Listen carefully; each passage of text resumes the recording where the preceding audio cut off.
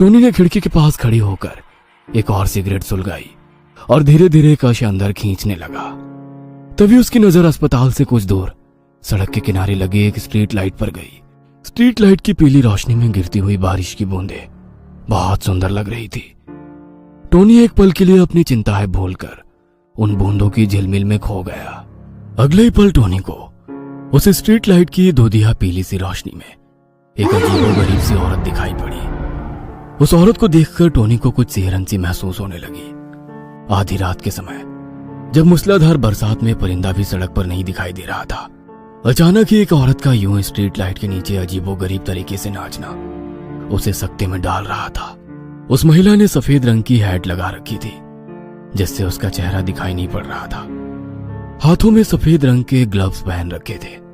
पैरों में छोटी सी स्कर्ट और सफेद रंग का बॉडी सूट पहने वो अपनी उंगलियों को हवा में घुमाते हुए नाच रही थी। टोनी बड़े ध्यान से उस रहस्यमयी दिखने वाली औरत को देख रहा था। उसने महसूस किया कि जैसे वो अपनी उंगलियों को घुमाते हुए कोई अक्षर बना रही हो।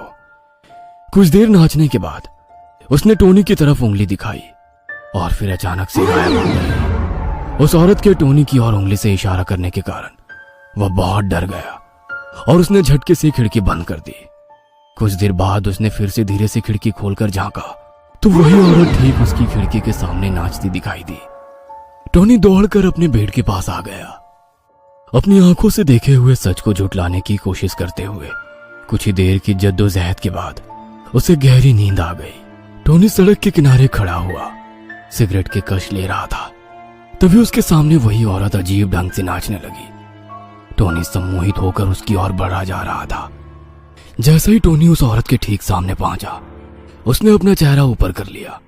स्ट्रीट लाइट की रोशनी में उस लेडी का चेहरा साफ नजर आ रहा था। उसका चेहरा सफेद और झुर्रीदार था।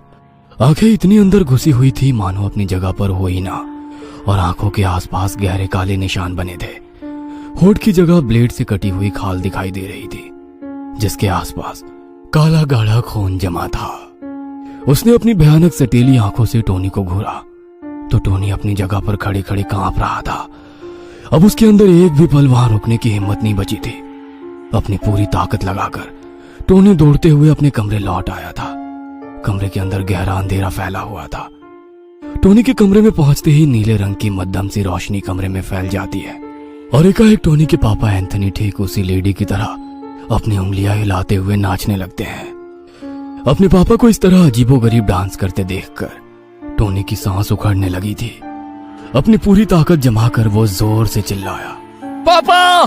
टोनी इतनी जोर से चिल्लाया था कि उसकी अपनी ही आवाज से नींद टूट गई थी। वह घबराकर उठकर बैठ गया। उसके माथे पर पसीने की बूंदें थी। प्यास से गला सूख रहा था। पानी पीने के लिए वो बिस्तर से उतरा तो देखा सुबह के 5 बज गए थे। ओह, यह सब एक सपना था। एक बार पापा को चेक कर लूं, उन्हें कुछ चाहिए तो नहीं। टोनी पापा के बेड के पास जाकर उन्हें हाथ लगाता है, लेकिन उनका शरीर बिल्कुल ठंडा पड़ चुका था। सिस्टर, डॉक्टर, ओ गॉड, हेल्प मी! टोनी की आवाज सुनकर डॉक्टर दौड़ते हुए वहां आ जाते हैं। I can't believe, mister Anthony रात तक बिल्कुल स्टेबल थे। ये कैसे हुआ? कुछ समझ नहीं आ रहा है। But sadly he is no more. Doctor की बात सुनकर टोनी दीवार का सहारा लेकर पीछे को हट गया। उसे गहरा सदमा लगा था। अंतिम संस्कार करने के बाद वो अपने कमरे करते हुए टोनी ने उसके हाथों की तरफ देखा।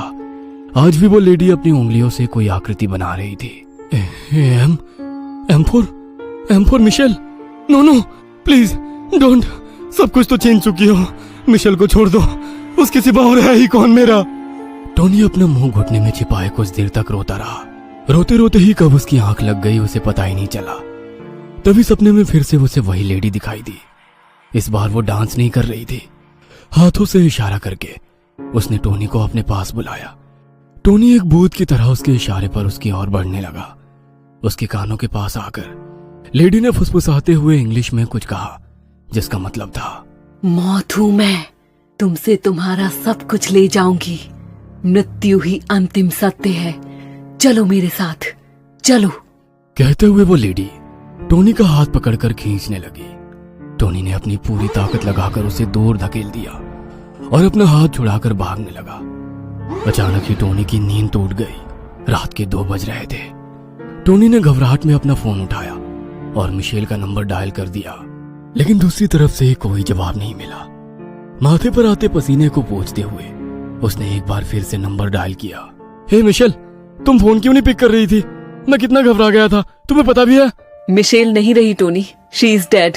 इतना सुनते ही टोनी का फोन उसके हाथों से छूटकर नीचे गिर पड़ा। डांसिंग लेडी ने सच ही कहा था कि वो उसका सब